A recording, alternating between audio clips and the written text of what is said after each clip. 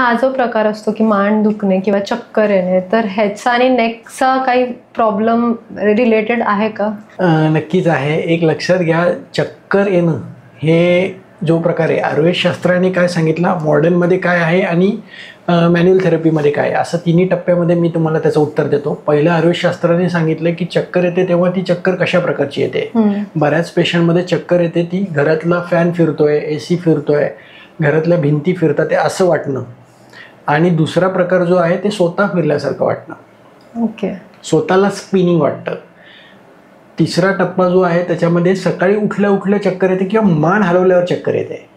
मान हलवल्यानंतर चक्कर येते, that is due to cervical. ते तुमच्या नेकमुळे होत आहे. बिकॉज कॅरोटिड आर्टरी जी आहे, carotid artery pinching syndrome. Carotid artery म्हणजे काय, मानेच्या तिथनं दोन्ही वर्टेब्रल सेगमेंटच्या फॅसेटमधनं C1 पासून C7 पर्यंत कॅरोटिड आर्टरी गेलेली आहे. आणि ती जेव्हा पिंच होते, वर्टेब्रल सेगमेंट कुठेतरी उजवीकडनं मागे आला, डावीकडनं मागे आला किंवा दबला गेला, तर ती कॅरोटिड आर्टरी पिंच झाल्यामुळे पेशंटला चक्कर येते.